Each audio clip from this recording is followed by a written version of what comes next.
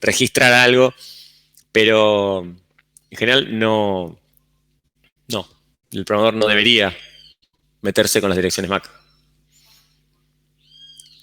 ¿Alguien más? ¿Algún otro grupo? ¿No está el grupo de la transferencia por capa 2? ¿Transferencia Sí, de archivos? nosotros, Sí, bueno, ahí también. con Sí. Manu y con Pablo. Lo mismo, ¿sí? Lo mismo. Acá estamos justamente forzando eso, que tengan que hacer uso de los servicios que da la capa 2, nada más. ¿Sí? Esto, bueno, pues sí, es un poco ridículo en las LAN, porque ya está todo resuelto, pero no es tan ridículo con otro tipo de tecnología que no sea LAN, ¿sí? Por eso digo.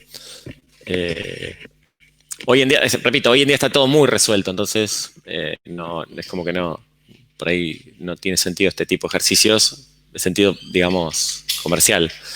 Pero a veces, depende de la tecnología que usen, sí puede tener sentido, porque por ahí la presencia en un sistema embebido y demás, donde por ahí no tiene sistema operativo y demás, por ahí tienen que resolver alguna de estas cuestiones. Aún así, hay, por ejemplo, no sé, Arduino, por decir una solución ya embebida que existe.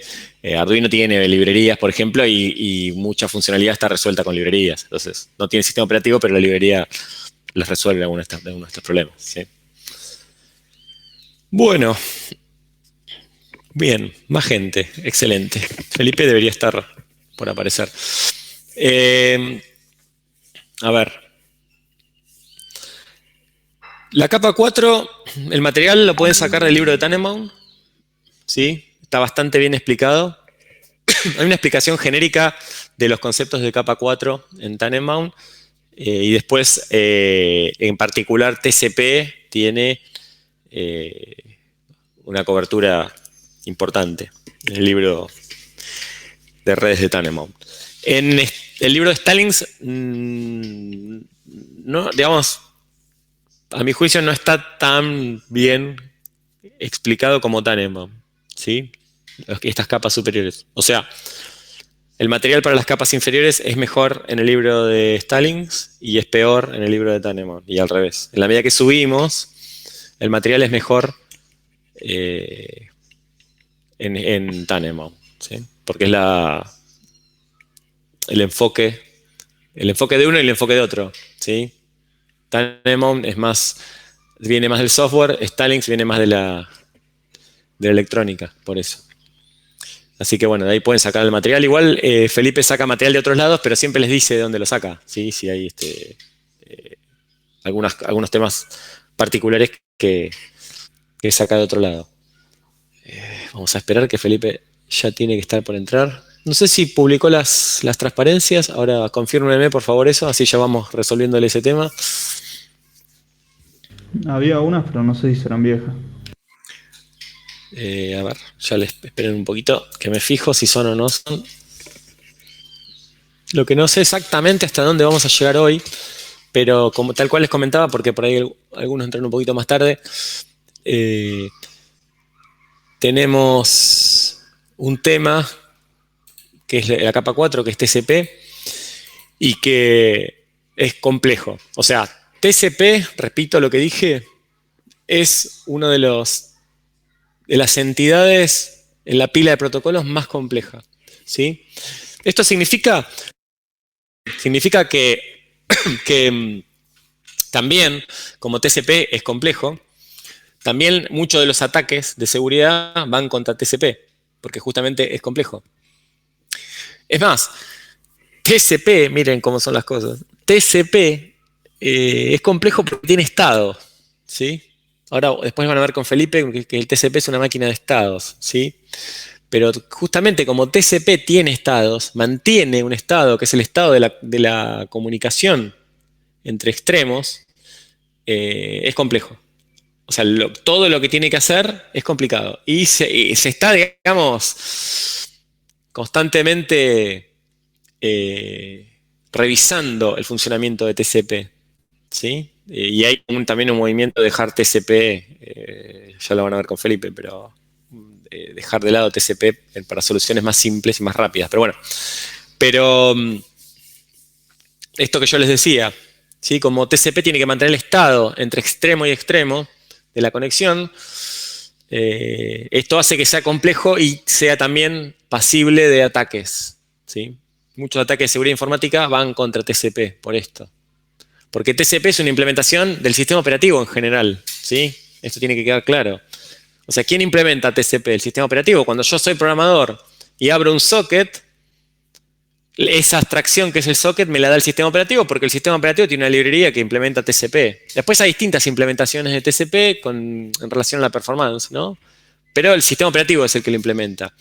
Entonces, un ataque contra TCP es un ataque contra el sistema operativo, contra una librería del sistema operativo, de la pila del stack, la pila TCP/IP del sistema operativo. Hoy en día están muy probadas, muy testeadas, son seguras, no voy a decir muy seguras, pero seguras.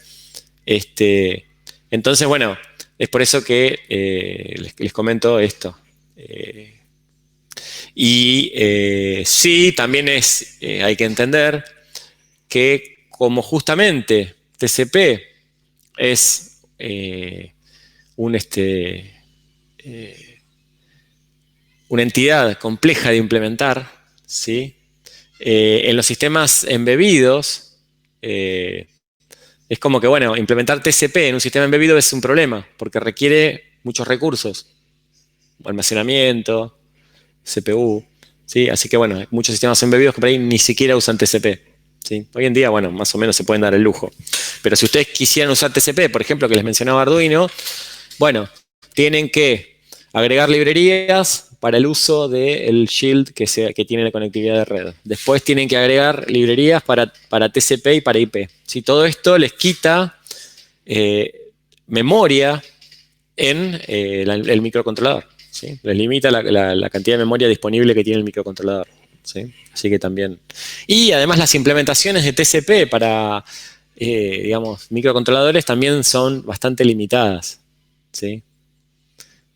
Esto ya es un, digamos que, bueno, ya nos acercamos un poco a los temas que vimos, pero imagínense que TCP, como tiene que manejar conectividad de extremo a extremo, y en general, ¿sí? Con socket, ustedes se manejan con el concepto de cliente-servidor. Si ustedes tienen que implementar el extremo servidor con TCP y quieren implementar el extremo servidor en un Arduino, ¿sí? El servidor está escuchando conexiones, ¿sí? El modo listen, que ya lo conocen ustedes. Bueno, el modo listen de escuchar conexiones significa que yo tengo que atender esos pedidos, esos connect. Pero a ver, si yo quiero atender a más de un cliente, cosa que en general uno quiere hacer, uno tiene que manejar la concurrencia, ¿sí? ¿Cómo maneja la concurrencia en un microcontrolador que no tiene sistema operativo, por ejemplo? Es un tema. Es un tema porque muchas de estas cosas hay que hacerlas a mano. Entonces, por ejemplo, la librería TCP, que se usa generalmente en Arduino, está limitada a 4 sockets máximo, ¿sí? O sea, no atiende a más de 4 sockets a la vez, ¿sí? Entonces, si yo quiero poner, miren cómo son las cosas, si yo quiero una solución y pienso la solución como que el Arduino tiene un servidor web que me provee datos, que yo le pido un servicio tipo REST, ¿sí?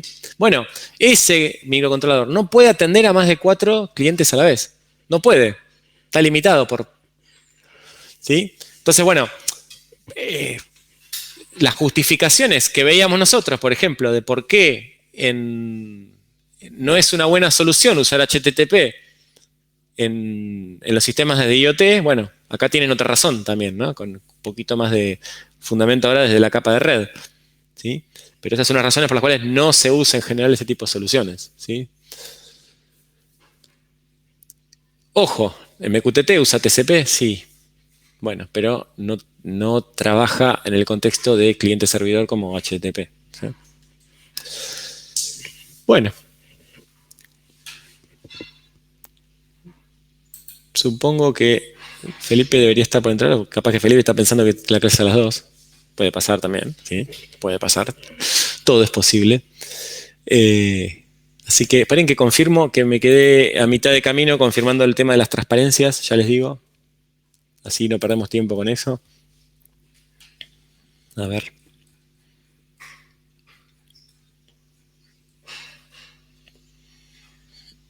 Sí, están las transparencias. Son estas que están acá. Sí, son 36 transparencias. Acá están. ¿Sí? Sí, son estas. Bueno, esto que les decía ahí, justo, miren, acá está lo que yo les decía del material. Sáquenlo del libro de Kahneman, que es el capítulo, lo estoy diciendo de memoria, esperen, el capítulo 5 o 6, ya les digo, ahora, ya les confirmo. Pero fuera de eso, lo que yo les decía es que Felipe cuando agrega material les dice de dónde. Y acá, por ejemplo, tienen en la transparencia, yo estoy viendo, ¿sí? La transparencia 4, 3, 4, que les da cuáles son los los RFCs que definen cómo funciona TCP. ¿Sí? El original ese es el 793. ¿Sí?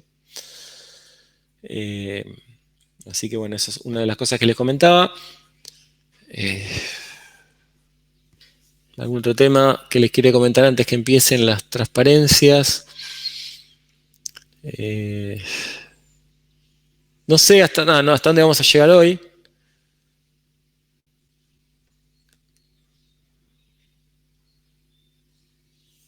Porque en esta, digamos, en el interín de estas dos clases hay que ver TCP, hay que ver UDP. UDP es bastante más simple, pero hay que verlo igual. Y hay que ver otro tema que yo me estaba olvidando, que es NAT. ¿Sí? NAT, que es traducción de redes.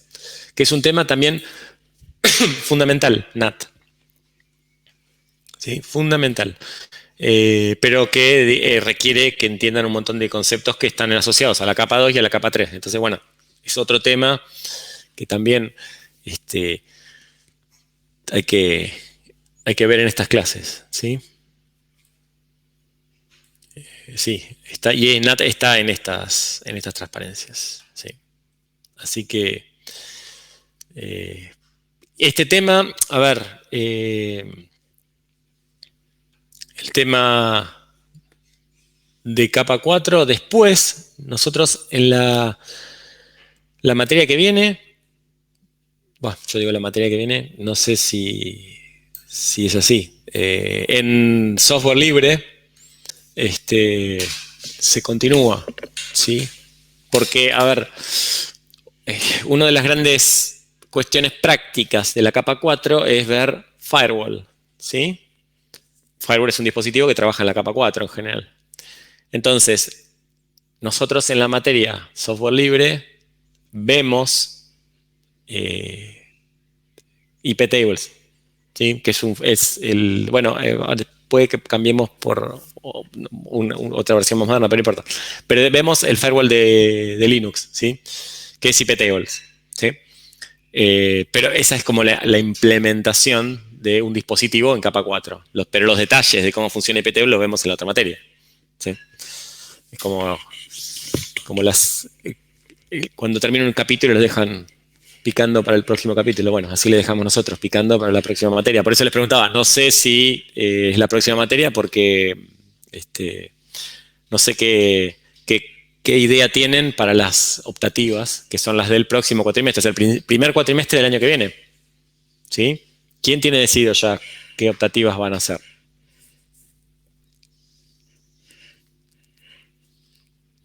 No, todavía no, no sé. ¿Alguien más?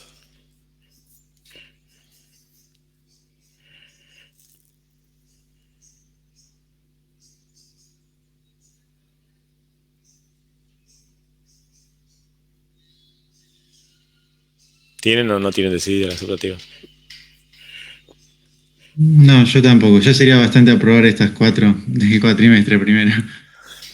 No, eso sí, sí, no. Lo que decimos es que por ahí ya te estuvieron viendo porque, como para ir como decidiendo, decir, che, bueno, me gustaría hacer tal o me gustaría, ¿no? En ese plano, digamos.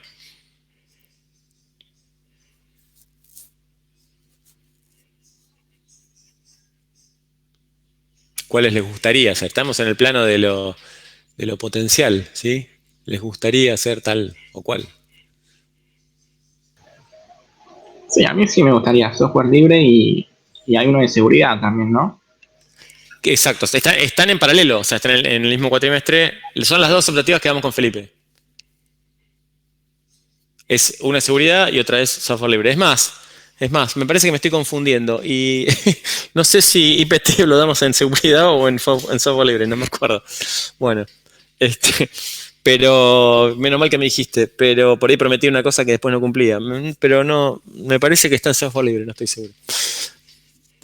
Por eso les preguntaba a ver qué les interesaba de las optativas, porque está bien, yo entiendo que se estén preocupando y es totalmente entendible y está bárbaro, por las materias de ahora, de este cuatrimestre, pero vayan viendo qué les interesa, qué hay y de lo que hay que les interesa, ¿sí? Porque es básicamente eso, decidirse en base a lo que les gusta. Eso es lo que tienen de bueno las materias optativas, ¿sí? Está bien que no hay una infinidad de optativas, pero aunque sea pueden tener cierta, digamos.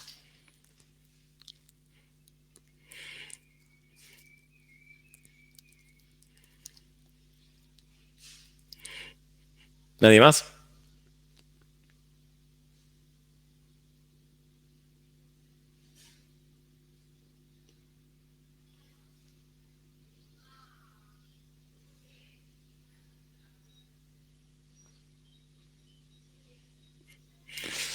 O sea, optativas y proyecto final son dos temas que parece que son así como muy lejanos, pero la verdad, yo les diría que ya tienen que ir definiendo a ver qué quieren hacer, porque de esa manera pueden ir resolviendo un montón de cosas cosas que por ahí llevan solo tiempo de gestión más que tiempo a ustedes, ¿sí?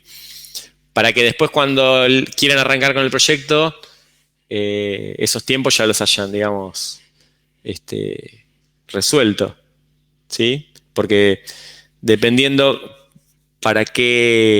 hacia qué tipo de proyecto final apunten, tienen que pensar quién puede ser director, o sea, quién puede dirigir quién puede ir dirigiendo el proyecto, ¿sí? Entonces ya le pueden ir preguntando si puede o no puede, porque imagínense que a ustedes se les ocurre o les aparece el proyecto más interesante que les puede ocurrir, pero que él o la persona o el que eligieron como codirector o como director o como codirector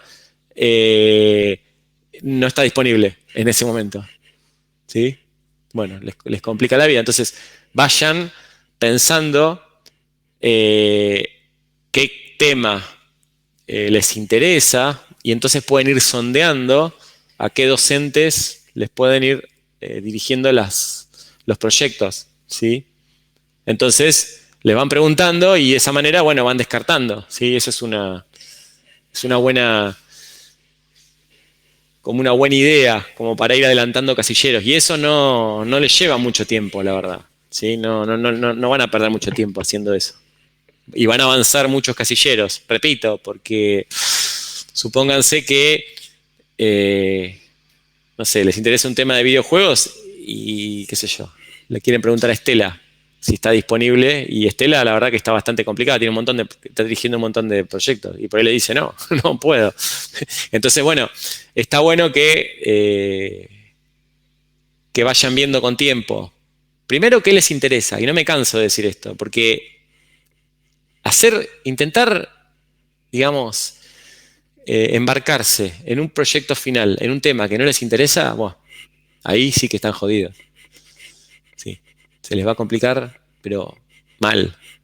Así que, fundamentalmente, busquen algo que les interese, ¿sí? Con tiempo. Y después tienen que encontrar algún docente que los vaya a dirigir. Y eso es un recurso que puede no estar disponible, ¿sí? Así que esos dos temas son fundamentales, ¿sí? Vayan pensándolo, ¿sí? Y las optativas también. Vayan pensando qué tema les interesa, ¿sí? como decimos con Felipe. Con respecto a las optativas, ¿no? Están las materias, las optativas útiles y las que dan los otros docentes, ¿no? Así que bueno, vayan pensando. Es un chiste. Bueno. ¿Tienen la transparencia todos y todas? Son las que están en el campus, ahí están mirando. Confírmenme eso, por favor. Sí, sí, sí. Bien, excelente. Bueno, yo voy arrancando yo, así no pierden tiempo ustedes y mientras Felipe acomoda algunas cositas. Primero, transparencia 1, ¿sí? Las comparto si quieren o si las tienen, no las voy compartiendo. Así de. Lo primero es ubicarnos dónde estamos en la capa de transporte. ¿Sí? Es decir, la capa de transporte en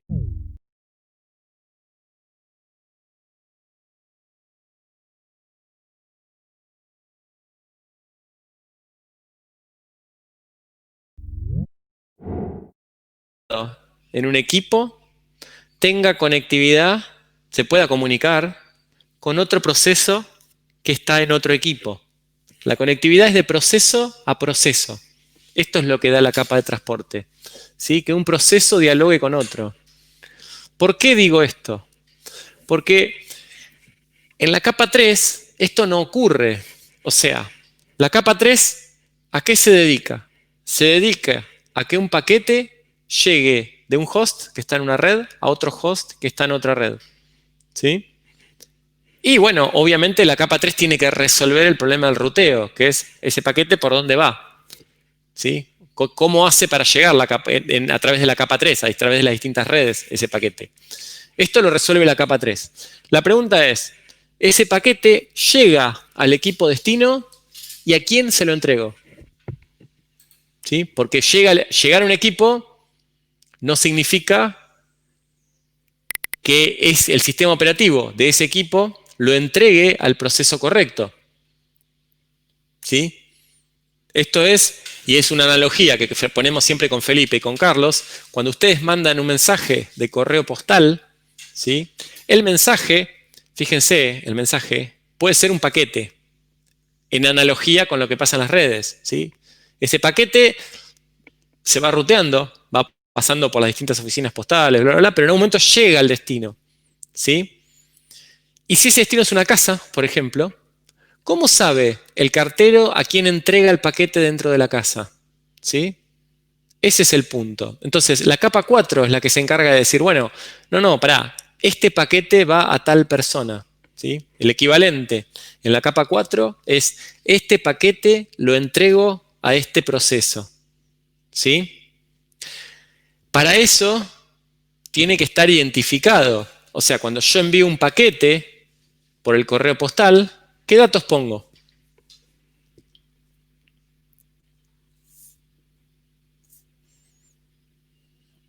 El código postal, a dónde lo mandás, Bien. ¿Qué más? dirección, nombre del que lo va a recibir. Bien, acá están justo los dos parámetros que yo quería. ¿Sí? Yo ahí tengo que identificar no solo el domicilio, ¿sí? Que es la dirección que vos dijiste. O sea, el código postal es una forma de ruteo a gran escala. ¿Sí? Es para decir, bueno, va a esta ciudad, ponele. Ese es el ruteo a gran escala. Después yo identifico el domicilio de dónde va. ¿Sí? Es en qué casa lo entrego. Pero después yo tengo que identificar a qué persona se lo doy al paquete. ¿Sí? Esta última parte es lo que yo les decía que tiene que ver con la conectividad de extremo a extremo. ¿Sí? Esta identificación de proceso, ¿sí? Requiere, como dije, una identificación. ¿Cómo identificamos los procesos? A ver.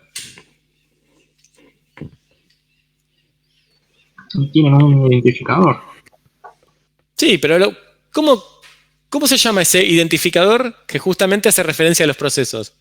Miren, ya lo estoy diciendo casi. Un Process ID. Claro, existe el Process ID, por supuesto que existe, es algo que ustedes ya saben que existe. El sistema operativo tiene una manera ya de identificar a los procesos.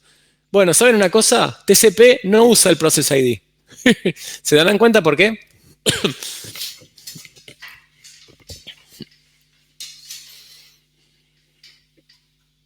Porque lo conoce solo el sistema operativo de cada una de las máquinas. Como que desde una máquina no puedo saber el process ID del proceso de la otra máquina. Exactamente.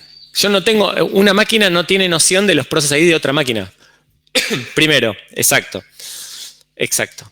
Pero además de eso, ni siquiera los sistemas operativos pueden ser iguales. Pueden ser distintos sistemas operativos y la identificación puede ser diferente. Capaz ¿Sí? no hay ni Process ID, si es un Arduino o algo chiquito. Exactamente. Quizá ni siquiera existe un process ID. Sí, exacto. Entonces, como yo no sé qué hay del otro lado, qué sistema operativo, es más, no sé ni siquiera si hay sistema operativo, ¿sí? Entonces, tengo que tener una manera distinta, un propio nivel de abstracción para identificar. Y ese concepto es el concepto de puerto, ¿sí? Entonces, el concepto de puerto es asociar a un proceso, a un extremo, ¿sí? Lo importante de esto es que, y lo van a ver con Felipe un poco más adelante, pero lo importante es que hay dos extremos en la comunicación, hay dos puertos, ¿sí? No es que existe uno solo, porque habitualmente se habla de puerto como si solo el puerto destino fuera importante. Pero en realidad hay dos extremos, ¿sí? Esos dos extremos son dos puertos. Yo tengo un puerto de salida y un puerto al que llego, porque hay dos procesos, ¿sí? O sea que el socket tiene dos extremos, ¿sí? Bueno, Felipe, ¿cómo andás? Ahí te vi. Disculpen la demora. Sí. Arrancamos igual con la transparencia 1, estábamos charlando un poquito de eso. Así que tranquilo. Ok, dale. Te cedo el control, nada, hablamos un poquito de la capa de transporte y el concepto de capa de transporte de conectividad de extremo a extremo. Estábamos hablando de eso un poquito. ¿Sí? ¿Y a qué conclusión llegaron? Que el correo postal es muy parecido a la capa de transporte. Esa es la conclusión que estábamos diciendo. Sí, así que ella no vivieron. ¿Quién vivió el correo postal? ¿Quién logró enviar algo?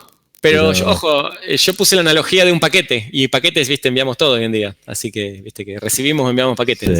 Sí, ese sí se conoce, sí. Y sigue existiendo y va a seguir existiendo por mucho tiempo. Así que, viste, hasta que exista la teletransportación, estamos... Y ahí nos jodemos todos, nos quedamos sin trabajo todos. ¿Sí? Así que bueno, básicamente hay que entender también que es la capa que vincula la paquetería con las aplicaciones, es decir, es sumamente importante el concepto de, digamos, de vinculación entre paquetería y ruteo, ¿no? Es decir, digamos, yo siempre digo que la capa, digamos, la dirección IP es igual que el número de la casa. Y el transporte en realidad indica quién dentro de la casa va dirigido ese paquete, ¿no? Es decir, no es muy simple. Recuerden que atrás de esto siempre hay una aplicación, digamos, en capa de transporte siempre hay una aplicación asociada. No puede estar en el aire un puerto abierto, ¿sí? Bueno. Básicamente... Acá lo que falta es el chiste del puerto, pero ¿cómo se llama? Me refiero a la capa física, es, digamos, la dirección física es la MAC, la dirección de tu casa sería la IP, digamos, y el puerto, digamos, sería quién dentro de esa casa está destinado a ese... Una casa puede tener puertos abiertos, puede no tener puertos abiertos, o puede tener un solo puerto abierto. ¿Sí? Pero siempre va asociado, el puerto va asociado a una aplicación. Si ustedes detectan un puerto abierto, ¿sí? Pero si una aplicación asociada, lo que está pasando, ¿qué es? Malas noticias, ¿no? Malas noticias, sí, estás al horno. Si ustedes abren un puerto, le piden al sistema operativo, deme todos sus puertos, ¿sí? Dame qué aplicación está asociada a ese puerto. Y nos encontramos de que ninguna aplicación está asociada a ese puerto. ¿Qué pasa?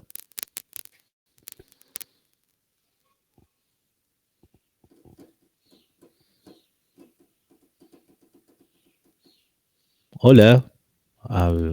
¿Vos estás seguro que no estamos hablando con 8 pantallas cerradas, 8 pantallas negras? Algunas pantallas tienen señales de vida, no todas. Acá estamos. Algunas sí, algunas. Quizás que alguien lo esté usando con fines no muy benignos. No me importa eso. Si quieren grabarla no tengo problema. No, se refería me refiero a la respuesta a la pregunta. La respuesta. Sí. Yo decía, todo el mundo sabe que hablo mal de los, ¿cómo se llama? Hablo mal de la gente que usa Windows y de ¿cómo se llama? Y de los bomberos, ¿viste? ¿Por qué de los bomberos? Sos racista vos, El chiste es que uno habla mal de los negros, de los judíos y de los bomberos. Si hablas ¿y por qué te extraña de los bomberos? Si yo soy racista, puedo ser racista de cualquier cosa. Para detectar racistas, ese es el término. Pero nada, más allá de interpelar a tu subconsciente, ¿sí? Porque no hay nada más bueno que un bombero, decía la gente. Esto es lo mismo, es decir, lo más importante acá siempre es el puerto, ¿sí? El puerto es, ¿cómo se llama? Si no tenés ninguna aplicación asociada, es que hay algo, se puede dar ese caso, y en realidad puede darse por dos cosas, ese caso. Una, tenés un malware que logró ocultarse a los procesos, es decir, logró ocultar el proceso al sistema operativo.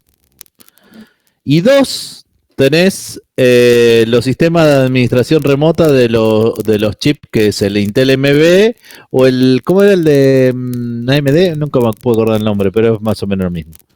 No, tenés ahí ¿apelás a memoria? No. Sí, no. Estamos hablando. Sí. Aparte, para nombres soy malísimo, así que olvídate.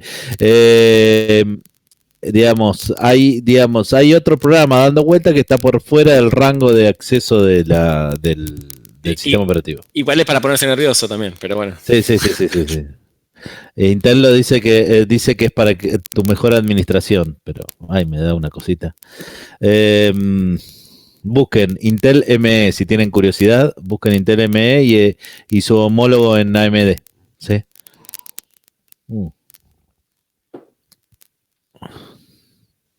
Bueno, índices. Hoy vamos a ver características que funcionan en la capa de transporte. Vamos a hablar del protocolo UDP y un análisis. Vamos a hablar del segmento TCP.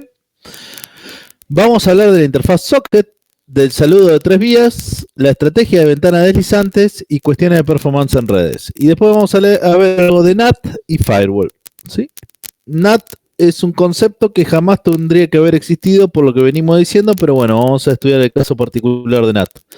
En realidad hay un montón de cosas que la teoría dice que no debería pasar, pero pasan, ¿sí? Así que bueno, nada, son cuestiones de sí, que uno tiene que ir mirando. Bueno, las capas de transporte están definidas en la RFC 793, 7323 y 6528. Básicamente el objetivo es solucionar el problema de fiabilidad y seguridad para la llegada de datos. Es decir, no estamos hablando de seguridad a nivel estricto de integridad de datos. Estamos hablando de seguridad al concepto de disponibilidad, es decir, que el dato va a llegar al otro punto, ¿sí? No de integridad. Uno puede cambiar el dato en cualquier punto, ¿sí? Es decir, uno podría llegar a cambiar el dato en cualquier punto, pero lo que nosotros estamos refiriéndonos en este caso es más que nada a la seguridad de la disponibilidad, es que el dato va a llegar en algún momento dado. En cambio, y la fiabilidad de que el sistema es seguro y que esa seguridad se basa en que es robusto y simple, ¿sí? Tiene esas dos características. Ser robusto y simple. Obviamente, cualquier sistema robusto y simple, obviamente va a tener otro esquema de falla. Característica de la capa de transporte. Básicamente es transferencia de datos. Obviamente, la capa de transporte, el objeto es la transferencia de datos. Tener una confiabilidad. Tener un control de flujo. Permitir la multiplexación, las conexiones y saber de dónde viene y a dónde, digamos, y hacia dónde va. ¿Sí? Es decir, dar una seguridad. En ese sentido. Pero ya estamos hablando no tanto, ya no nos importa más a nivel, digamos, tengan en cuenta que en este punto no nos importa ya el ruteo. Nosotros sabemos que el paquete llega. ¿Qué capa me garantiza que el paquete va a llegar de una máquina a otra?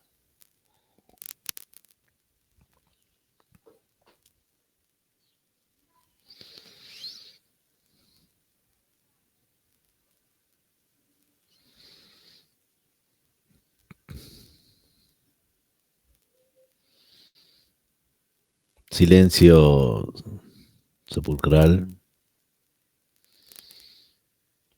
Y por suerte que rindieron hace poquito, porque si no, se le pregunta el año que viene y ni se acuerdan ni la mitad de las cosas.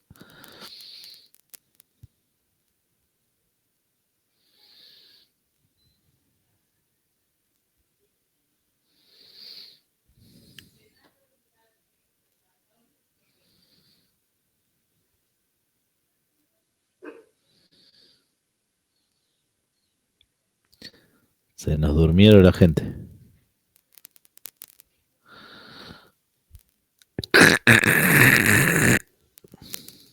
Un ruido de línea. Tal vez una intercepción. Estoy usando paquetes de UDP. Vamos de nuevo a la pregunta, es decir, ¿quién me garantiza que un paquete llegue de un punto a otro? La capa de red. La capa de red. Entonces, cuando hablamos de transferencia de datos, ¿a qué nos referimos? A ver, la capa de red me garantiza que va de máquina a máquina. ¿Qué me va a garantizar la capa de transporte?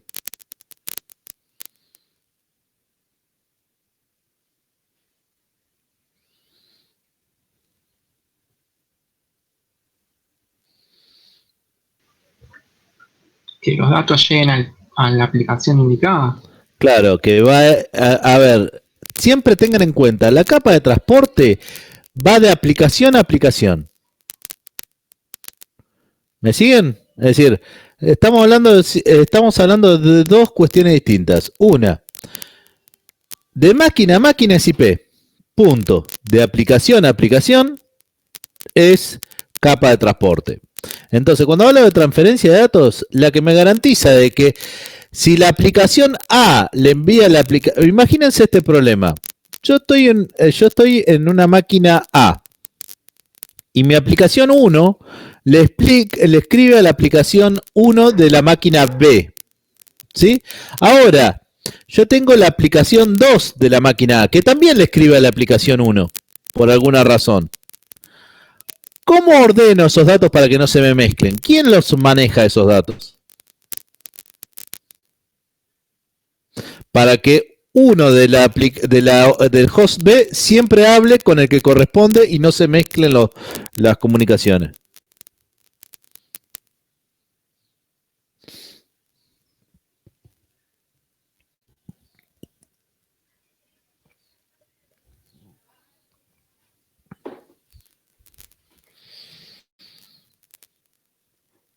El protocolo TCP. O UDP, capa de transporte. Hablemos de capa de transporte porque en realidad en capa de transporte hay básicamente dos protocolos, que es TCP y UDP, que son los dos más reconocidos, y estamos hablando que él me va a garantizar de que no se me mezclen las comunicaciones. Eso es lo importante, que no se mezclen las comunicaciones. Digamos, entonces eso me va a dar la transferencia de datos y la confiabilidad. Recuerden eso, la capa de transporte, y se lo voy a reiterar 100 millones de veces, es de aplicación a aplicación, no me importa por dónde pase, es un túnel virtual donde no me importa, sinceramente, y no me interesa cómo corno hace IP para que llegue de un punto a otro. Lo que me garantiza capa de transporte es que voy a llegar de una aplicación a otra. ¿Sí? Me va a permitir tener un control de flujo. ¿Qué significa eso? Que de un lado y del otro va a decir, che, espera un momento que todavía no te entendí. Por ejemplo. O seguime mandando que puedo seguir recibiendo cosas. Es decir, ese control de flujo lo maneja la capa de transporte. Después permite la multiplexación. ¿Qué significa eso? Que varias aplicaciones se pueden comunicar, digamos, con una aplicación del otro lado y no se mezcle lo que estamos diciendo. También tiene un control de conexión, es decir, los timeouts de conexión están dados por la capa de transporte. Después tenemos lo que se llama precedencia y seguridad. Bueno, eso es un poco más difícil, pero después lo vamos a ir viendo. Pero también tiene que garantizar la procedencia del lugar, es decir, puntualmente es eso. Con lo cual, en redes, la aplicación pierde el nombre y tiene un puerto. Vamos de nuevo. El nombre de una aplicación en redes ya dejó de ser un nombre y pasó a ser un puerto. Y vamos a, digamos, eso hace de que tengamos cuestiones, tenga distintos detalles. Un detalle técnico, que una aplicación puede abrir más de un puerto. Pero no puede haber más de una aplicación sobre un mismo puerto.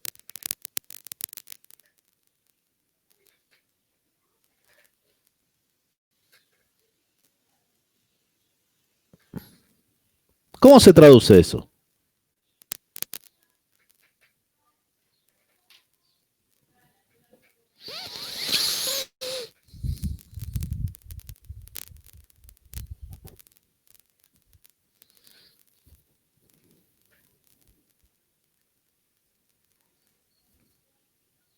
¿Cómo se traduce que una aplicación puede tener más de un puerto, pero un puerto no puede estar a más de una aplicación?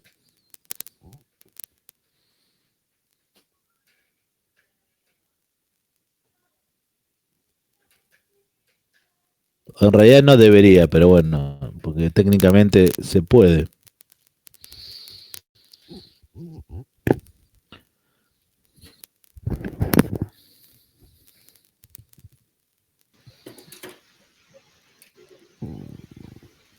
O sea, cada puerto identifica únicamente a una aplicación. Después esa Exactamente. aplicación se puede comunicar con varios puertos, pero cada Es una decir, una aplicación puede abrir más de un puerto. Tengan en cuenta que en el concepto de socket, ustedes ya estuvieron viendo socket, el socket es un archivo, ¿sí? Y se comporta como un archivo. ¿Qué significa que se comporta como un archivo?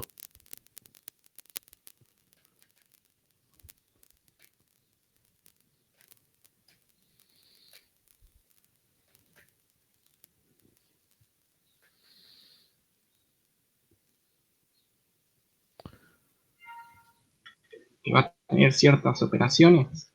Que digamos, claro, que va a tener ciertas operaciones de open, read y write. Imagínense un problema. Como es un archivo especial, que es un archivo de stream, tengan en cuenta que él está esperando de que una sola aplicación maneje el socket. Entonces, ¿qué es lo que pasa si más de una aplicación? Que cuando yo leo, le vacío el buffer al stream, ¿sí? Entonces, cuando yo leo, le quito todo el buffer. Imagínense que si dos aplicaciones están manejando el mismo stream, ¿qué va a pasar?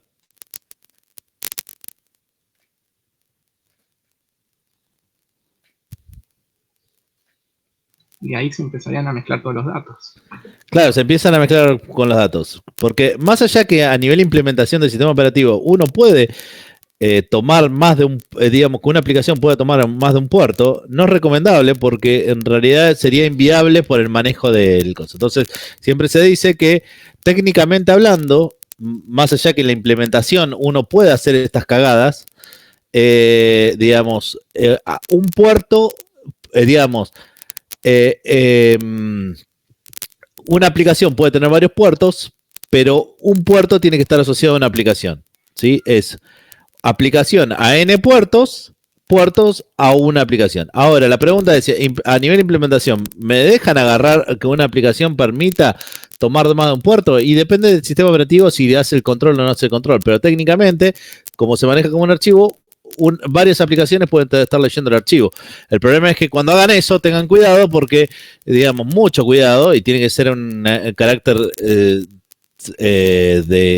muy especial, porque a diferencia de un archivo donde yo puedo leer n veces lo mismo, en un stream donde yo leo le vacío el buffer, con lo cual si hay varias aplicaciones, el problema que vas a tener es que se va a leer parcialmente la información. Tengan cuidado con ese detalle. Entonces siempre hay que tener es una aplicación, un puerto.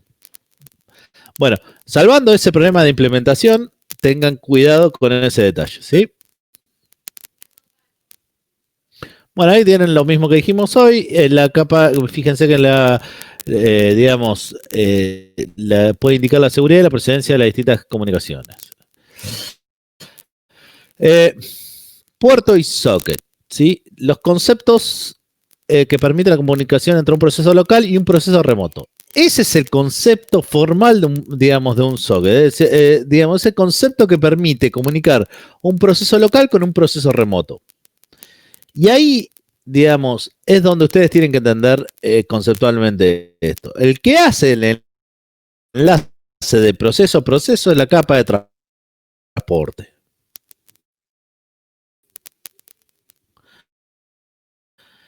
Lo que paquetes. Vos no sabés por debajo cómo lo maneja. Te generó un canal y vos, gracias a TCP, tenés ese canal. Técnicamente hay 65.535 puertos. ¿Ustedes creen que hay suficiente cantidad de puertos?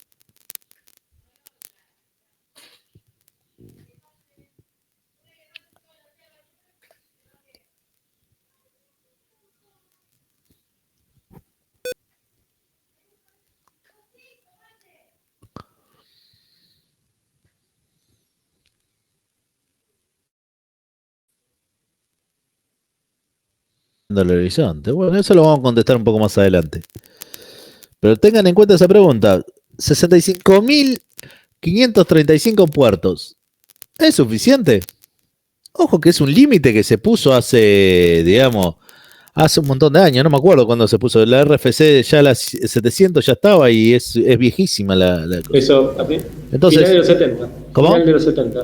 Sí, 70, sí, la RFC. Así que la pregunta es, ¿alcanza? Y una pregunta capciosa. ¿Por qué TCP y IPv6, que es un poco más nuevo, no tocó este número?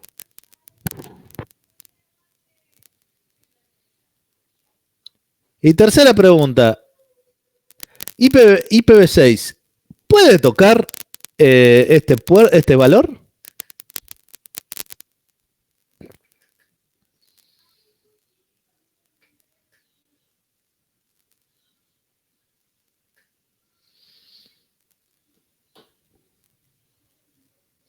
La pregunta de si es poco o mucho lo vamos a ver más adelante, pero puntualmente, IPv6, ¿puede tocar este valor?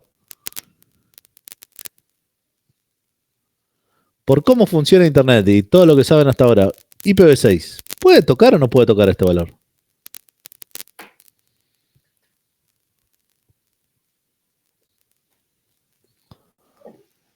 ¿En qué sentido? O sea, modificarlo.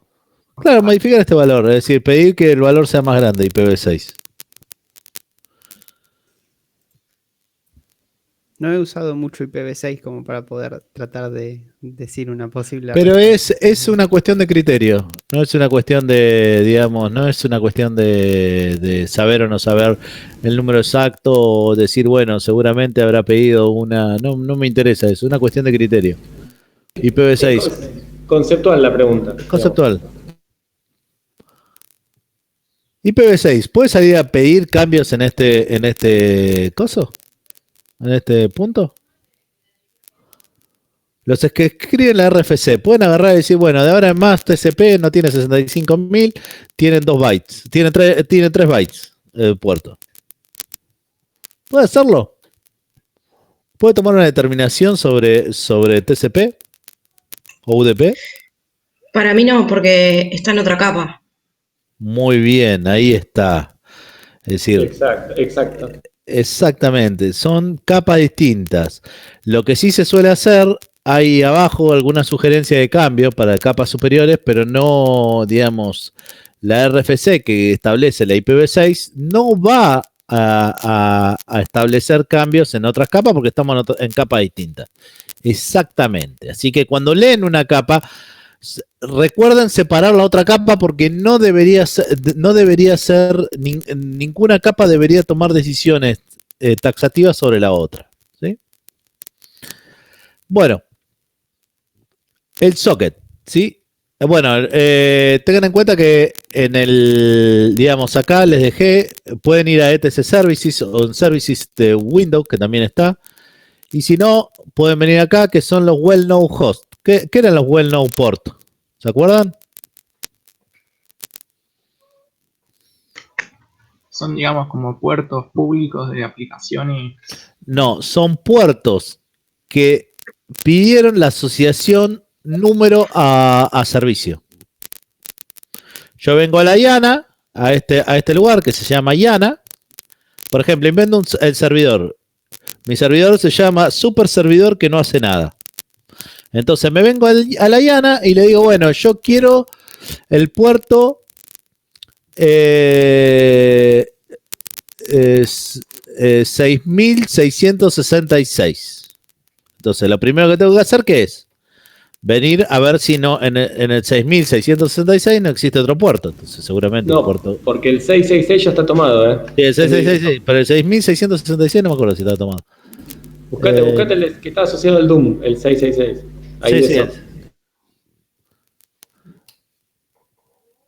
El 666, el Doom, sí.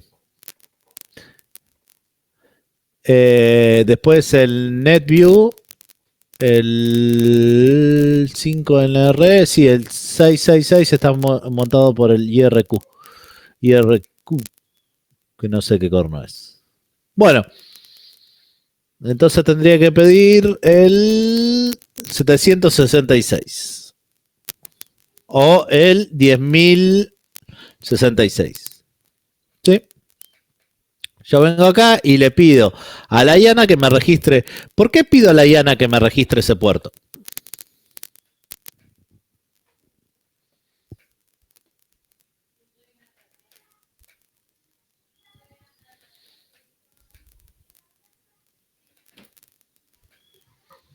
Porque es la encargada de colocarlo después en este listado y que te puedan encontrar. Que sí, pero a ver, vos por lo general dejás una variable por default y digamos, tanto en el cliente como en el server y te encontrás por ese punto, no es... A ver, yo no necesito ir a la IANA para que me registren ese puerto. Tiene un tema más interesante todavía.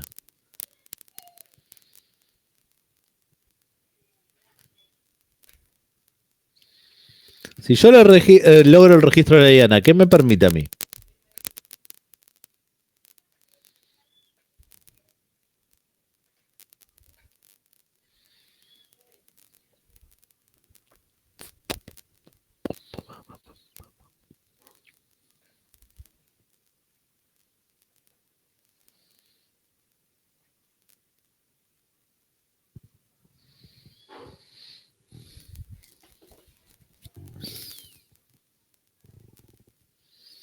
A ver, yo podría ponerle a mi aplicación el 9666.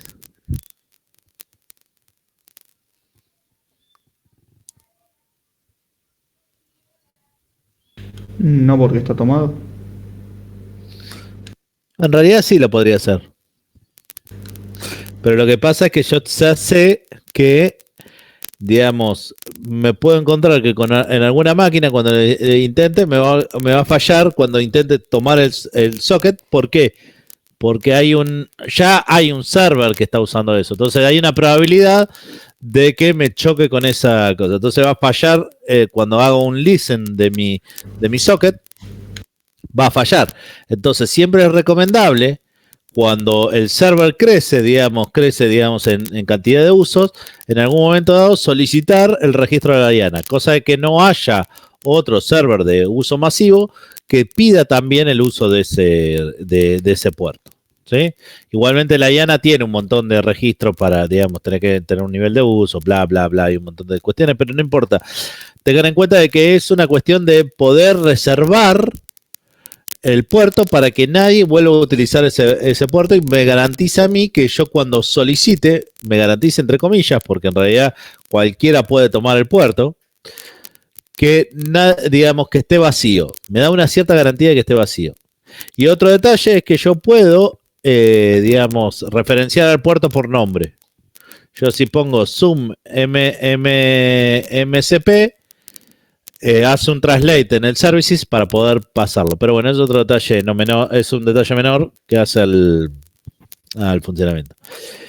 Pero bueno, nada, lo que sí es importante es que en algún momento dado ustedes, si su server crece, registrarlo en la IANA para que tengan menos probabilidad de colisión. De hecho, por ejemplo, Skype, no sé si lo sigue haciendo, levanta un servicio de server en el UDP donde utiliza el puerto 80, pero registra también el puerto 80 también de TCP. Si ustedes están usando Skype y quieren levantar un servidor Apache o Nix o algo, le va a crashear alguno de los dos, es decir, o uno o el otro.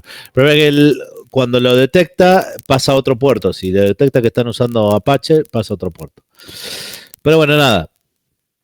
Tengan en cuenta eso, que básicamente son esto es para poder encontrar los servers. Los puertos son para poder encontrar los servers. Igualmente, si yo pongo un puerto por defecto y del otro lado pongo un puerto por defecto, ¿cuánta gente va a estar cambiando ese puerto para poder, digamos, para cambiar, digamos? Bueno, el socket es una API de comunicación que permite a las aplicaciones formas simples de comunicación. Es el estándar de facto utilizado por BSD. De hecho, es el estándar hoy de facto para utilizarlo en todos lados. No se utiliza otra API que no sea la de socket, ¿sí? El socket, lo interesante que tiene el socket es que convierte el puerto en un file handler, es decir, en un file handler tipo stream, ¿sí? Básicamente requiere 5 atributos de comunicación y en algunos casos 3 atributos de comunicación, que es cuando está escuchando, ¿sí? Cuando está en modo listening, no en modo cliente. Igualmente, cuando está escuchando, a los otros 2 atributos se le pone asterisco. Uno puede de antemano definir con quién me voy a escuchar y a qué puerto cliente voy a escuchar. Eso limita bastante cuando uno hace un nmap o algo, una búsqueda, de que yo no lo pueda encontrar. ¿Por qué? Porque no le da bola, porque ya está restringido con quién me voy a hablar, ¿sí? Es por eso que cuando ustedes le hacen un nmap a los puertos clientes no lo ven porque ya está establecido con quién se comunica. Y si no venís de ese lugar, de ese puerto, yo no te doy bola. ¿Sí? Con lo cual es muy difícil pegarle a los puertos clientes porque los puertos clientes ya está definido de qué IP y qué puerto va a escuchar.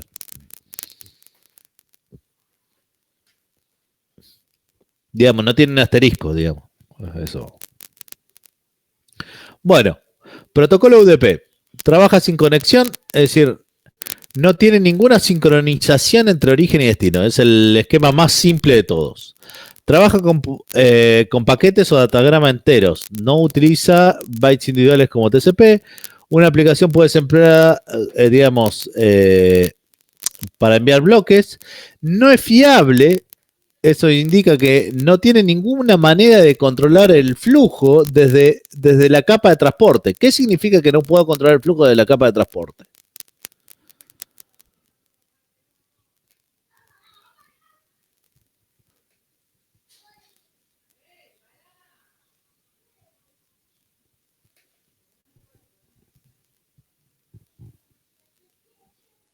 Si tengo una capa que me controla el flujo y de un momento a otro se quito el control de flujo, ¿quién tiene que controlar el control de flujo?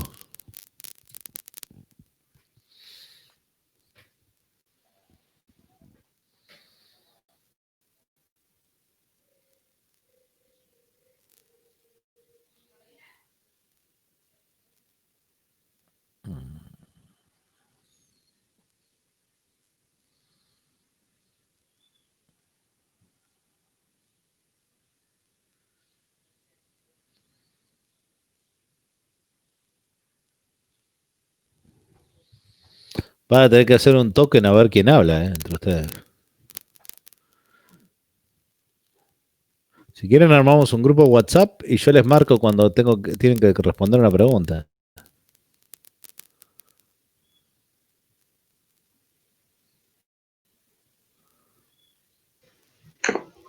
Otra capa quizás se tenga que encargar. ¿Cuántas capas hay después de la capa de transporte? ¿A dónde saltamos? A las 5, la de aplicación, ¿era? Sí, básicamente las 5. En realidad no, sí hay hay más capas, pero formalmente hay las 5 ya es aplicación. ¿Eso qué significa? Que si yo no controlo si yo no tengo una cuestión que me controle el flujo, ¿quién tiene que controlar el flujo de datos? ¿Quién tiene que decirle a la otra aplicación, che, pará, dejá de mandar datos que si no me vas a, digamos, no los voy a poder recibir? ¿O quién, che, no recibí ninguna aplicación? ¿Cómo? Perdón, tiene efectos prácticos, porque les digo por qué es importante responder esta pregunta. Porque si no lo hace la capa de transporte, ustedes programadores lo van a tener que hacer. No sé si me explico. O sea, van a tener que hacerlo ustedes a mano, programadores. Así que por eso es importante. Digamos.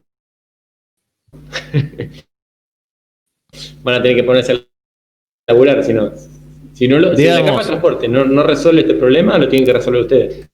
A ver, una cosa es recibir un paquete donde otro paquete y le vas mandando un paquete. Ahora, imagínense, digamos, 1 giga y yo puedo procesar, no puedo procesar el giga, tengo que procesar de bloques de 10 megas.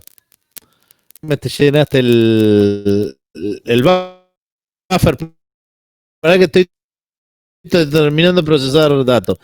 Toda esa señalización, que es lo que se denomina control de flujo, ¿quién lo va a hacer? Lo van a hacer ustedes. O por ejemplo, no encontré el bloque, no me mandó el bloque. Eso también lo van a tener que hacer ustedes. Van a tener que enumerar los bloques, van a tener que... Hay toda una tarea de control de flujo bestial, la van a tener que hacer ustedes. ¿Sí? Entonces, el UDP está buenísimo, no, es muy rápido, pero tiene sus desventajas. Es poco fiable, no tiene control de flujo. ¿Sí? Y aparte, Google está enamorada de esto, así que hoy por hoy es un protocolo que se ha vuelto a usar. Una UDP se había... Sí. Si es responsabilidad de una capa brindar un servicio a una capa superior, Sí.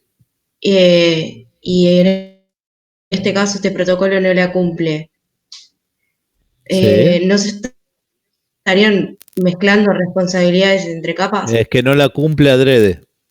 Está diseñada para darle la única responsabilidad que hace hace esta responsabilidad de multiplicación. La única responsabilidad que tiene. Toda la demás se la tira a la aplicación. Hacete cargo vos.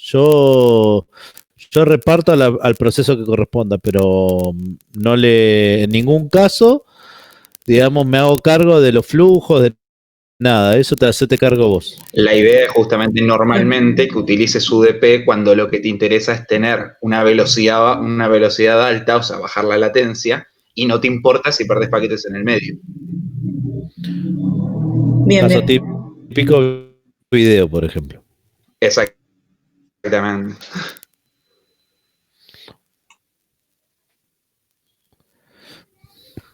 Bueno, el objetivo acá es, digamos, que repartir los paquetes en el proceso que corresponde. Eso es la de multiplicación, digamos.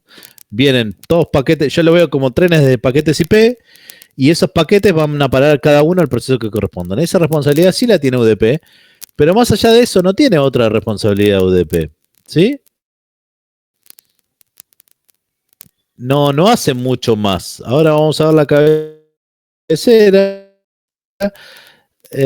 Para que voy a mostrar la cabecera. Fíjense que la cabecera lo único que tiene es puerto origen, puerto destino, longitud y nada más. Es decir, y la capa varía, digamos, y la longitud de la capa lo está indicada acá. Fíjense que tiene solamente 4 campos el UDP, no existe, digamos, es lo más simple que hay.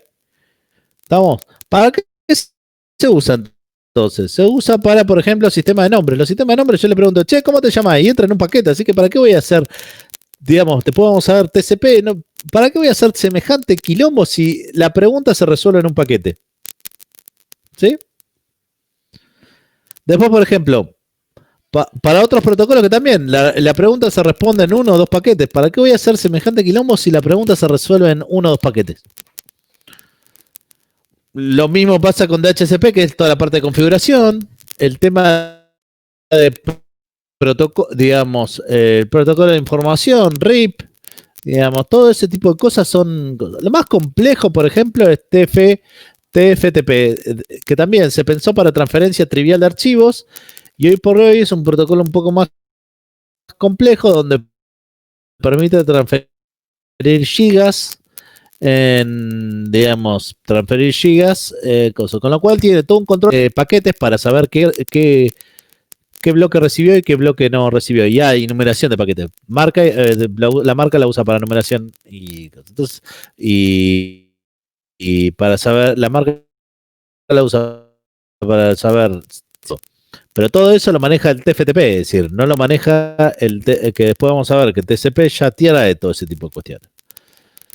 La telefonía voice IP, porque en realidad si yo pierdo un paquete de voz, yo puedo reconstituirlo a la voz. Y aparte, ya estamos acostumbrados a que cuando uno habla por celular, cada tanto perdamos la comunicación. Si no les invito a escuchar un par de comunicaciones con Hernán, que es un dolor de cabeza.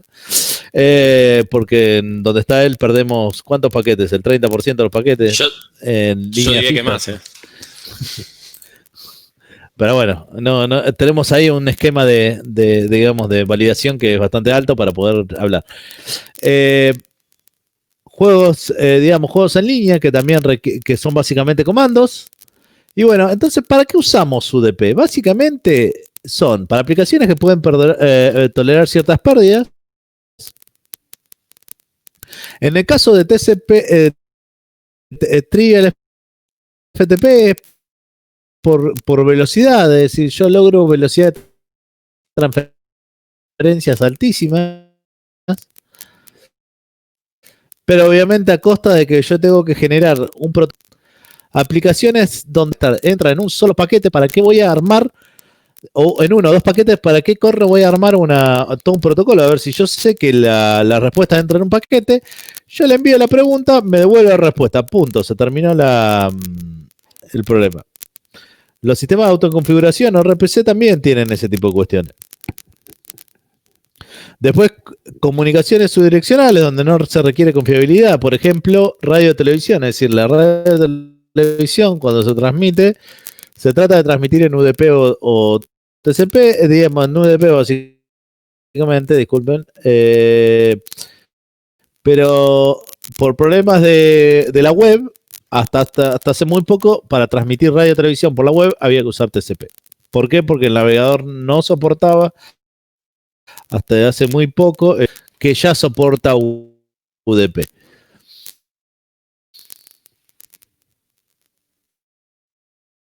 De hecho, fomentan el uso de UDP. Y para mi gusto, abusan del poder de UDP. Pero bueno, ya son una hermosura, sobre todo para un programador que no quiere, que lo único que quiere saber es mandarme este archivo y del otro lado saber que lo recibe. Ni siquiera, digamos, que el sistema operativo se ocupe de todo para, digamos, para enviar un archivo a una aplicación 1 que está del otro lado y poder recibir, digamos, no tener ningún tipo de problemas, digamos, de no enterarme de ningún tipo de problemas con respecto a eso. Entonces, vago, ¿por qué? Digamos, vago. ¿Cómo? Vago, sí. Yo digo, lo único que tengo que decir es, quiero que vos recibas este archivo. Y del otro lado, lo único que me tenés que decir, no me tenés que decir nada, porque ni siquiera decir, si todo salió bien, digamos, se sabe que recibiste el archivo. Por lo general, en el protocolo de aplicación, por lo general se manda una acusa de recibo dentro de la aplicación. Pero en pocas palabras, lo único que se hace es tomar el archivo y si no tuve ningún error, es que listo, ya está. Ya el archivo se envió. ¿Sí? No hubo ningún... ¿Por qué? Porque el TCP ya tiene acuse de datos. Entonces, uno puede saber desde TCP si se recibió o no se recibió el dato. De hecho, tiene todo un esquema de seguimiento de segmentos. ¿Sí? Entonces, ante cualquier problema, tiene todo un esquema de acuse de recibo. Bienvenido a la cabecera TCP. Ojo que esta es la cabecera TCP, no la más nueva. Esta hay más, digamos, hay la cabecera nueva, todavía es un poco más complejo, que la clase que viene se la voy a mostrar. Pero esta es la cabecera más simple, la de la RFC 700 y pico, que nunca me acuerdo de 700 y pico. Pero bueno, tiene puerto origen, puerto destino, número de secuencia de acuse de recibo, posición de los datos, es decir, desde dónde empiezan los datos. ¿Por qué? Porque las opciones, digamos, son variables, así que en realidad uno puede agregar opciones o no, y la posición de datos tiene que ver con eso.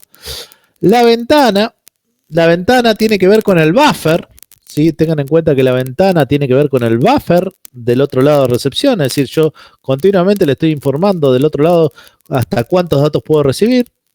Tiene una suma de control como el UDP, un puntero de marca urgente, es decir, che, flaco, subí que, digamos, estos datos que te estoy mandando, el puntero es porque dentro de datos puede haber datos urgentes o datos, pueden estar mezclados los datos urgentes con los datos no urgentes. Entonces uno tiene un puntero dentro de datos donde va a estar el dato urgente. Y después tenemos opciones que pueden o no estar y después relleno. Por lo general, hoy por hoy, las opciones siempre van porque la versión nueva agrega campos que se suelen agregar en opciones. Entonces, TCP no tuvo que modificar su estructura porque las cabeceras nuevas van a parar a opciones. ¿Me siguen? Es por eso que no se habla hoy por hoy de un TCP versión 6, porque en realidad no se necesitó, ya que ya tenía un esquema dinámico de opciones. El relleno es porque en realidad...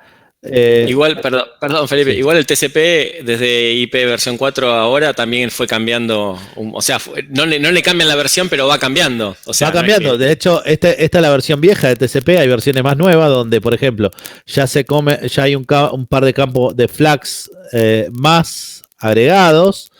Hay, digamos, en opciones, volvemos a repetir, en opciones aparecen nuevos campos, que antes era opcional y a veces estaban las opciones y a veces no, y hoy las opciones están siempre, digamos, pero eso es porque la estructura de datos de TCP era suficientemente flexible para permitir modificaciones, ¿no? Es decir, donde no es flexible, en la dimensión de puertos, por ejemplo, ¿sí? Bueno, y aparte otro detalle más, no tiene un número de versión.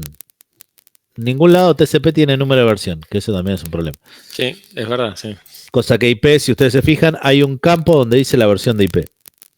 Arranca con eso. Arranca con eso, sí. Sí. Bueno, vamos a ver un poco. Bueno, puerto origen, puerto destino.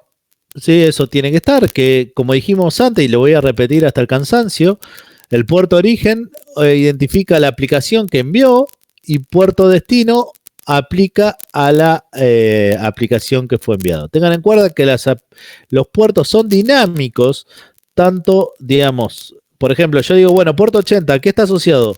Y en la mayoría de los casos el puerto 80 está asociado a un servidor web, pero no implica que yo no pueda meter un servicio X, ¿sí? No requiere exclusivamente que sea HTTP. Después tenemos número de secuencia, que es el número que maneja, digamos, cada paquete TCP viaja con un número de secuencia y va incrementándose en 1. ¿Sí? El número de secuencia va cambiando de 1 en 1. Después, por ejemplo, tenemos el número de, digamos, el número de acknowledge, que es el número de secuencia que recibí. Es decir, porque una cosa es el paquete que yo envío y el otro es el paquete que yo recibí. Después está reservado y después tenemos los flags, ¿sí? Por ejemplo, que el campo de puntero es válido, que digamos que el acknowledge, este número de acknowledge es válido, ¿sí? Si yo pongo en 1 esto, es que este número de acknowledge es que yo ya recibí un paquete y ya te estoy mandando tu número de acknowledge. Después, por ejemplo, push, que solicita un envío rápido a la aplicación. Reset, que resetea la comunicación. Sync, que ya la vamos a ver, que es el saludo. Y fin, que queremos terminar amablemente la comunicación. Es decir, tanto reset como fin quieren terminar la comunicación, pero uno amablemente y el otro es el último paquete que te envío y no quiero escuchar de vos. Básicamente es así. Uno quedan como amigo y el otro quedan directamente peleados, digamos. El chiste Chan, no importa. Después ventana, especifica la cantidad de datos que yo puedo enviar.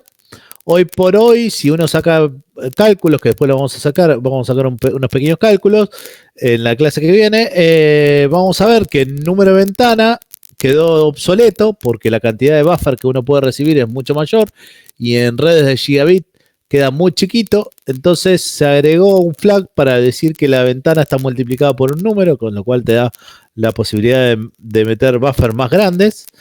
Después tiene un checksum, obviamente para validar cabecera y datos, y tenemos un urgent point, que básicamente es el puntero urgente, donde indica dónde están los datos urgentes.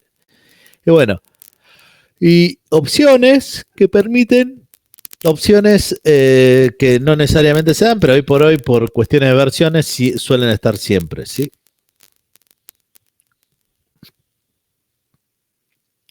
Estado, máquina de estado. Esta es una máquina de estado de un TCP. ¿Se acuerdan de lo que era una máquina de estado, no?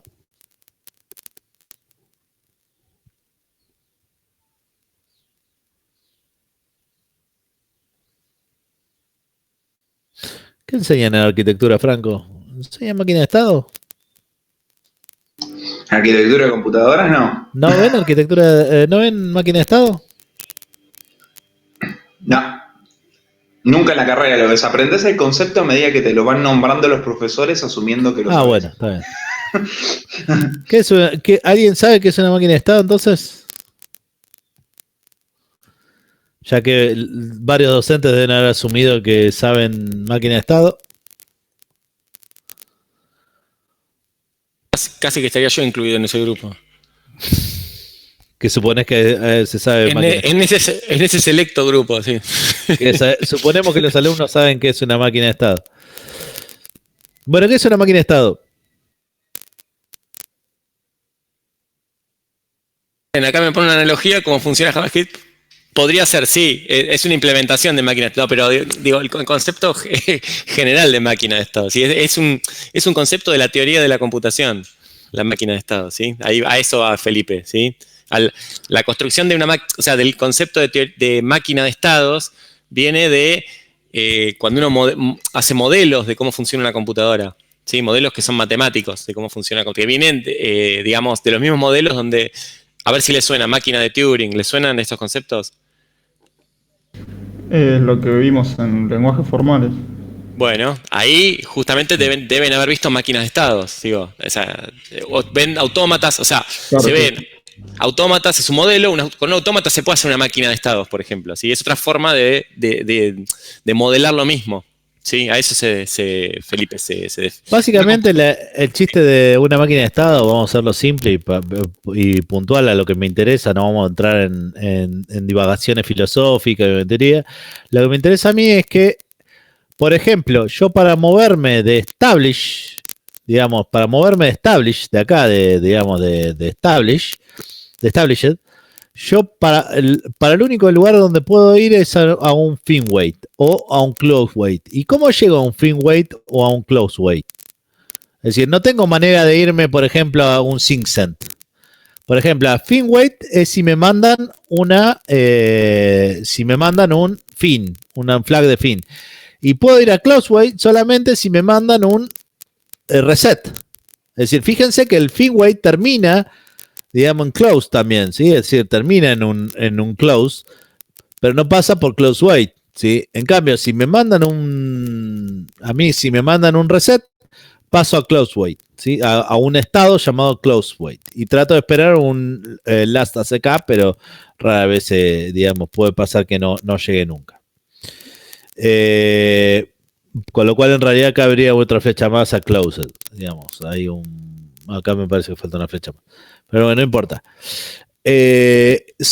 Digamos, el chiste es que vos tenés estados y a partir de ese estado hay ciertos eventos que se pueden dar y solamente cualquier evento fuera de esos eventos no existe para la máquina de estado.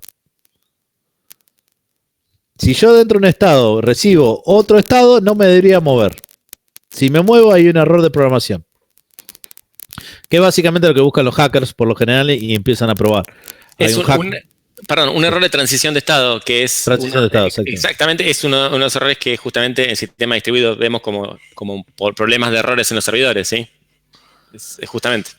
Entonces, el chiste está en que los hackers suelen buscar errores en la transición de estado. Suelen poner la máquina en todos los estados posibles y tratar de mandarle eventos que no corresponden a ese estado. A ver si se mueve o no se mueve. ¿Sí? Obviamente las pilas TCP están recontraprobadas. Encontrar una falla en una pila TCP es como tratar de salir a buscar una falla, ¿viste? No sé, es como salir a buscar agua en el desierto. A ver, vos vas a encontrar oasis cada tanto, ¿sí? Pero son dificilísimos, ¿sí?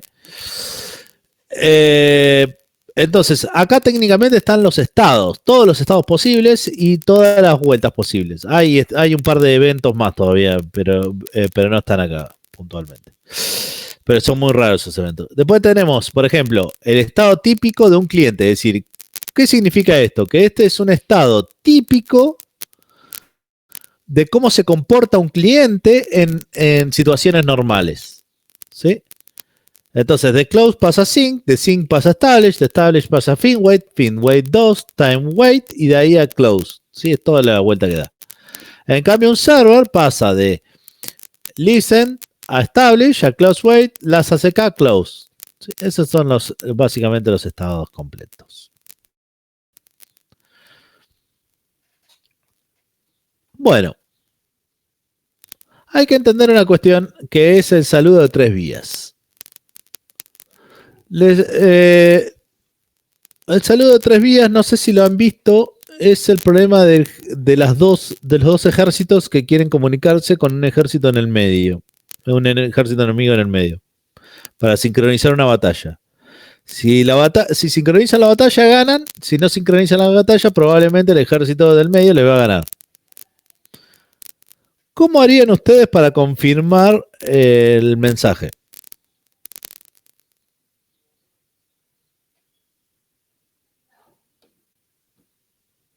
Si yo le digo al ejército B, che, atacamos mañana a las 9 de la mañana, con eso, ¿yo tengo garantías de que voy a poder atacar a las 9 de la mañana sin problema? ¿Qué puede pasar?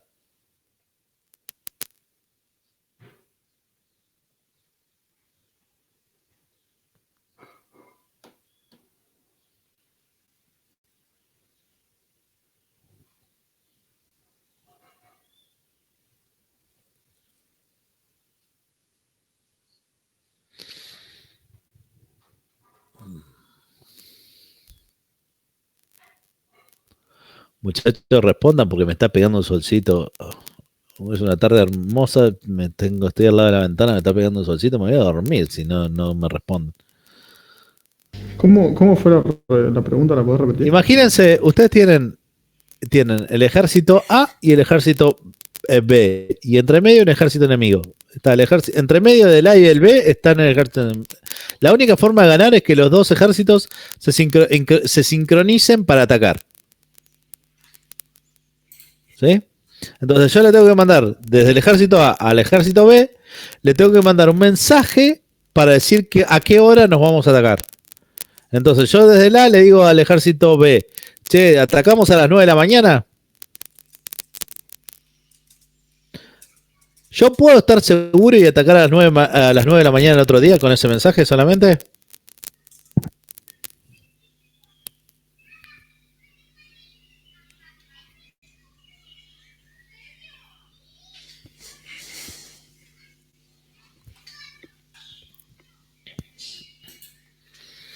Sí, a ver, el punto es que entiendan, a ver si comprenden bien el problema. A ver, porque el problema es bastante simple, ¿sí? Supónganse que hay un valle entre medio y el ejército C está en el valle y al lado de las dos montañas está A y B. Entonces, A tiene que mandar un mensaje a B pasando por el valle y pasando por, obviamente, donde está el ejército de C. Ese mensaje lo tiene que mandar con un mensajero, ¿sí? El mensajero, ¿qué puede pasar? Puede pasar que el mensajero llegue a B sin que lo vea el ejército de C, o el ejército de C lo capture y le haga cambiar algo del mensaje, ¿sí? O lo mate directamente. Entonces la pregunta es, ¿cómo hace A para mandar un mensaje a B a través del valle y que después ese mensaje sea confirmado por B. Porque imagínense que A manda un mensaje que dice, no sé, mañana atacamos a las 6 de la mañana. La pregunta es, tiene que estar seguro que B también va a atacar a las 6 de la mañana, porque si no, lo van a liquidar. Entonces, A tiene que mandar un mensaje a B y tiene que recibir la respuesta de B. Lo que pasa es que piensen que la respuesta, que es otro mensajero, corre el mismo riesgo que la pregunta. Y además a B le pasa lo mismo que a A, porque B tampoco está seguro que la respuesta que envía le llegue a A. Imagínense que A le envía un mensaje, el mensajero llega a B, ¿sí? B ve el mensaje y dice, atacamos a las 6 de la mañana, perfecto, le mando otro mensajero que confirme el ataque a las 6 de la mañana. Y ese mensajero no llega nunca. ¿Qué puede pasar con A? Como A no tiene la confirmación de B, ¿qué pasa? No ataca a B solo, lo liquidan a B. ¿Se dan cuenta el problema? ¿Cómo aparecen muchísimos problemas cuando uno tiene que confirmar mensajes? Que no es algo trivial confirmar mensajes. Sí. Imagínense, vamos con otro tema. Imagínense que ustedes están enviando no por WhatsApp, sino por SMS, ¿sí? Un mensaje. O por mail, ¿sí?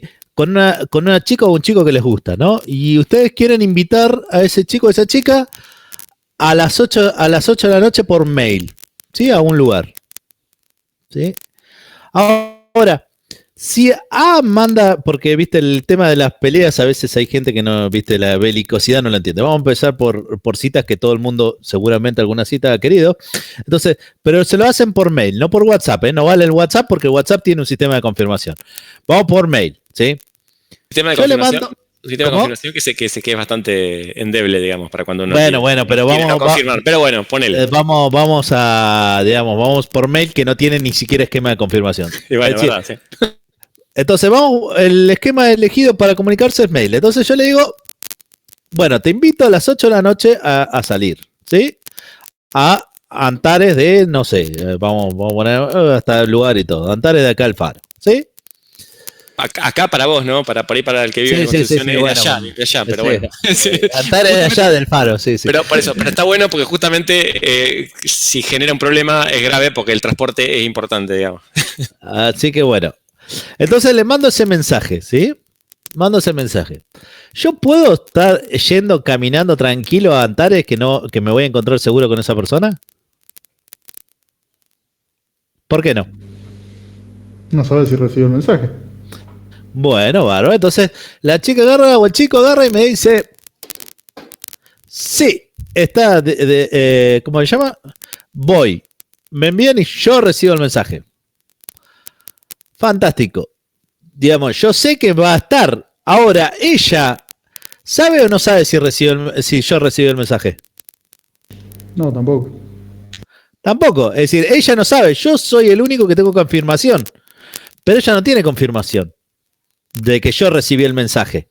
Suponete que dice, sí, puedo, pero a las 9 de la noche. Entonces, digamos, yo recibí eso, le vuelvo a enviar, no hay problema, listo. Ahí, digamos, se hizo la comunicación. Para poder confirmar, al menos tiene que haber 3. Pero que si el de listo, nos vemos a las 9, ¿yo puedo saber si realmente lo recibió?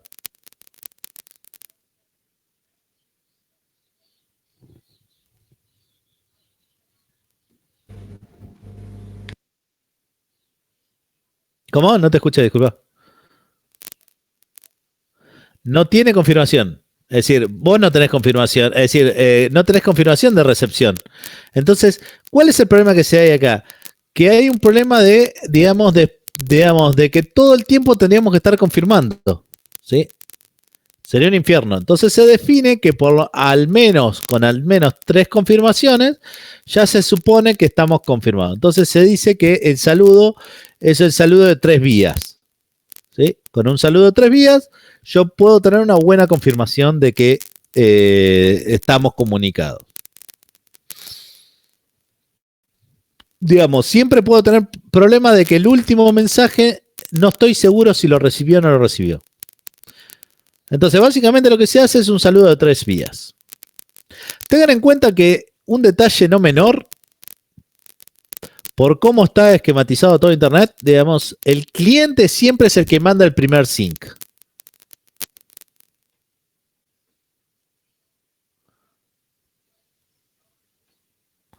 Entonces, ¿cómo es el saludo de 3 vías? Yo mando un sync y mando un número de secuencia. Por cuestiones de seguridad, hace rato que el número de secuencia es aleatorio. Yo empiezo con un número de secuencia aleatorio. ¿Sí? Por una cuestión de seguridad, porque se usa también como esquema de sesión, entonces el número de secuencia es aleatorio. Más las opciones. A la vuelta me envía su número de secuencia, me manda activado el sync y el ACK, porque ahora me va a decir que mi número de secuencia más 1, digamos, el ACK siempre le suma 1 al número de secuencia para garantizar de que el tipo lo recibió, lo procesó y lo envió. Esto se usa mucho en el ejército. Es típico del ejército que la persona que recibe la orden tiene que cambiar el sujeto. Es decir, usted vaya a pintar la reja. Y el que recibe la orden dice, sí señor, yo voy a pintar la reja. Es decir, tiene que cambiar el sujeto. Bueno, acá es más o menos el esquema lo mismo. No solamente me tiene que mandar el número de secuencia, sino le tiene que sumar 1 al número de secuencia. ¿Sí? Tiene que hacer una operación, en este caso una operación muy simple, pero tiene que hacer una operación sobre el número de secuencia. Y una operación conocida, en este caso es más 1. Y le envía estos datos. A la vuelta, lo que va a pasar es, yo le envío el ACK, digamos, ya dejo de enviar sync de sincronismo, ya le devuelvo el ACK con el número de secuencia mío más 1, más el número de secuencia de él más 1 y las opciones. Y a partir de ahí se empieza la transferencia de datos. Ya no importa quién empieza, si empieza el server, si empieza el cliente, bueno, ahí hay todo hay un esquema de sincronización. Cuando termina la transferencia de datos, se saluda. ¿Y cómo se saluda? Se manda un fin ACK con los valores de secuencia y ACK que correspondan. A la vuelta se manda una ACK de que se recibió el fin. Y se manda otro paquete con el fin, digamos, con una secuencia fin y ACK. ¿Sí? Y ahí se le devuelve el ACK.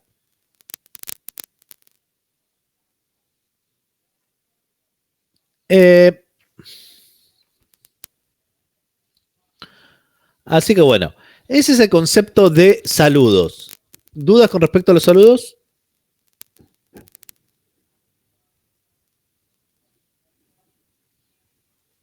No. Bien. ¿Comprenden por qué tienen que, para iniciar una conversación, hay que por lo menos saludarse 3 veces? Hay que mandar 3 paquetes al menos.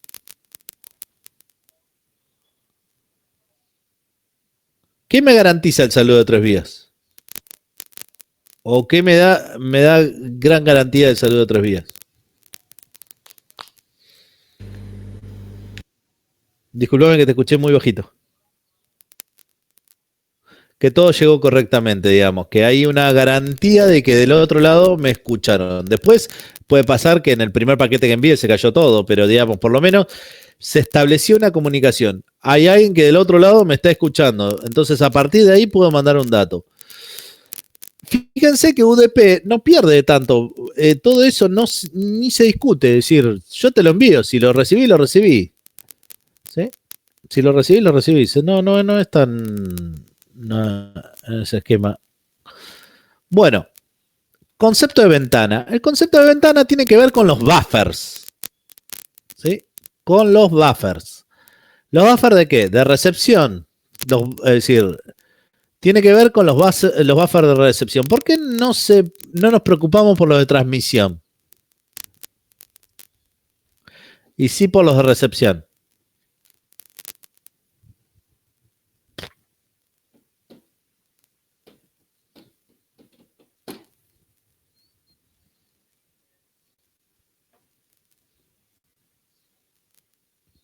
Puedo hacer la pregunta al revés.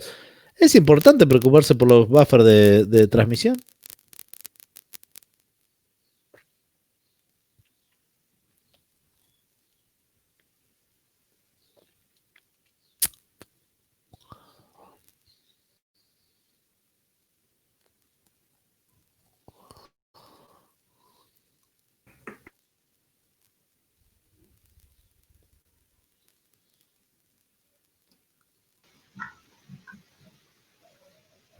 Y lo que se pretende es que más que nada se llegue al otro extremo.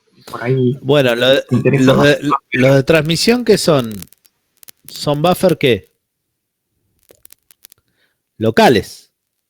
Los de recepción son remotos. Entonces, ¿qué me interesa? A ver, yo si tengo un algoritmo de transmisión, el buffer local yo lo tengo a disposición y lo controlo yo. Ahora, el de recepción no lo controlo yo, es de otra máquina, de otro proceso.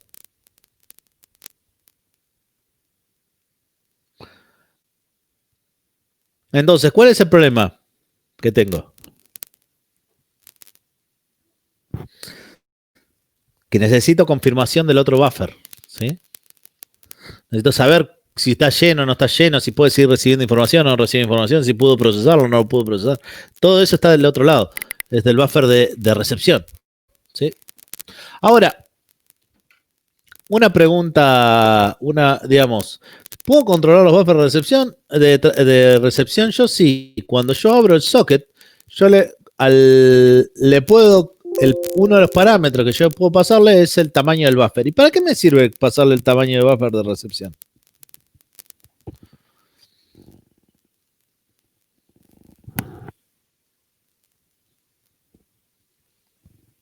¿Qué controlo con el buffer de recepción yo?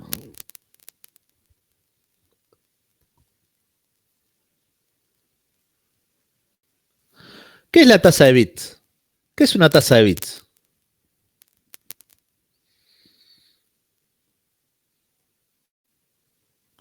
¿Qué es una tasa de bits?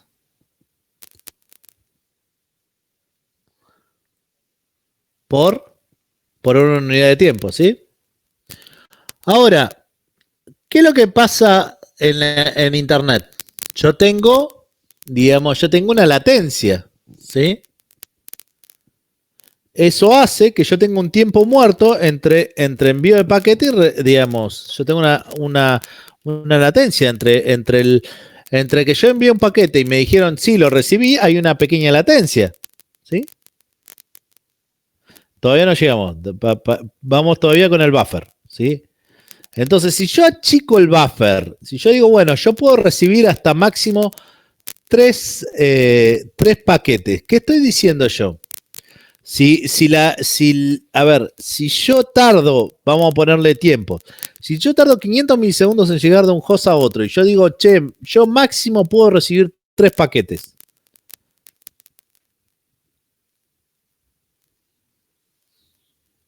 ¿Qué estoy diciendo? ¿Cuánto puedo recibir por segundo?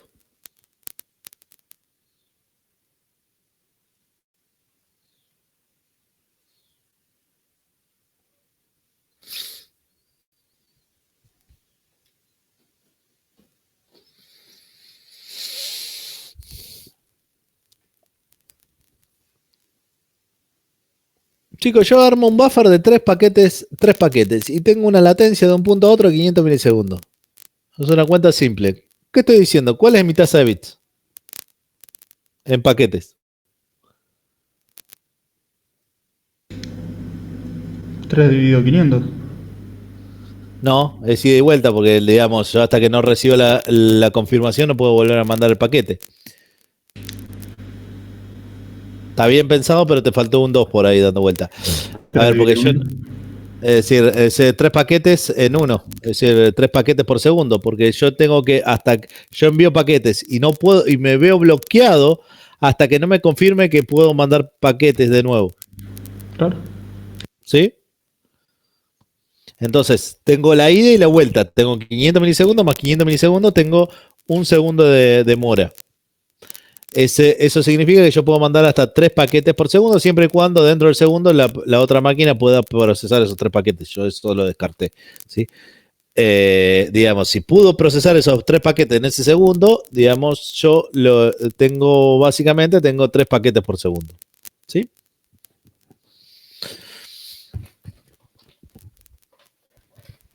De hecho, la mayoría de los sistemas operativos asignan el doble del buffer de lo que vos indicás. Eso es porque informan la mitad del buffer que tienen. Entonces, pero cuando lo cargan, por ejemplo, en el caso acá de socket, ustedes le dicen que tienen un buffer de 1024 bytes y cuando preguntan, che, ¿qué recepción tenés? Te va a decir que tenés 2048. Eso por una cuestión de que en la mayoría de los sistemas operativos le asigna el doble de lo que tiene, pero informa la mitad. Es digamos, informa el valor que ustedes le pongan acá. Después, por ejemplo, ustedes pueden controlar el defecto. Eso lo van a encontrar acá. Y en Windows lo pueden encontrar en este lugar. Ahí pueden manejar el defecto del TCP. Hoy por hoy los defectos suelen ser muy altos, con lo cual suelen aprovechar todo el ancho de banda. Pero ustedes pueden calcular los anchos de banda que ustedes tienen a partir de una latencia dada, porque en realidad acuérdense que todo esto depende de la latencia y suelen tener valores muy altos porque están pensados para redes gigabit o redes de 10 gigabit. Con lo cual los buffers suelen ser altos. Y para las latencias de gigabit, ¿no? Es decir, de cosas que suele ser. Vamos al concepto de ventana deslizante, ¿sí? El concepto de ventana deslizante tiene que ver con el buffer de envío del emisor, ¿sí? Pero el tamaño de ventana depende del receptor. Es decir, yo tengo un buffer de emisor y un buffer de receptor. El tamaño de la ventana depende del receptor. Y digamos, eso implica que mientras que yo vaya aceptando los paquetes que voy recibiendo, la ventana se me va moviendo, ¿sí? Se va deslizando en el tiempo. Y la ventana va a achicarse o va a agrandarse dependiendo del tamaño que informe en ventana, ¿sí? Eso es lo que uno tiene que tener en cuenta.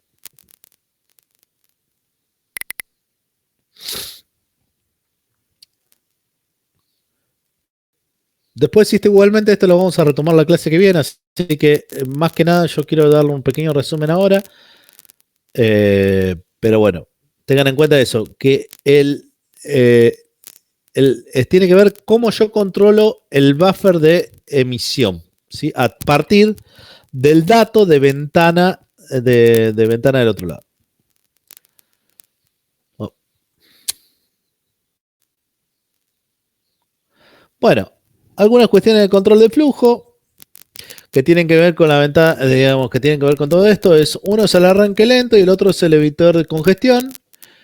Y básicamente depende del timeout y del duplicate ACK.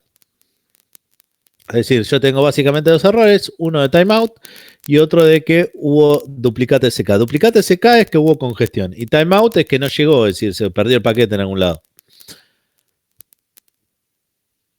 Y después está el ACK, digamos, que el ACK indica de que no lo recibió también. Yo puedo recibir. ¿Cómo es cómo es el esquema? El slow start es, yo envío un paquete, recibo otro. Envío un paquete, recibo otro. Envío 2, después 4, después 8, después, 4, 8, 16, 32. Voy enviando cada vez más paquetes mientras que del otro lado me lo permita. ¿Qué es lo que va a pasar? Yo voy a empezar a mandar en forma logarítmica ¿hasta qué punto? Hasta que si yo descubro congestión, empiezo a mandar de a un paquete, ¿sí? En realidad, hay veces que me voy abajo, me voy a la mitad y a partir de ahí empiezo a mandarlo. Eso depende del estado donde yo esté, digamos. Si recibo congestión o recibo un no ACK, digamos que no recibo el paquete, o un timeout. Dependiendo es si me voy para abajo o empiezo a enviar de a uno. ¿Sí? Tiene varios estados. Dependiendo del estado, es cómo yo voy a ir enviando. ¿Sí? Bueno, hasta acá termina hoy, más que nada por una cuestión de procesamiento de ustedes, de ideas. La clase que viene vamos a retomar TCP de nuevo, vamos a ver todo de nuevo y vamos a ir viendo, vamos a ir desglosando todo este tipo de cuestiones. ¿Dudas o consultas hasta acá? Por mi parte no. Bueno, bárbaro.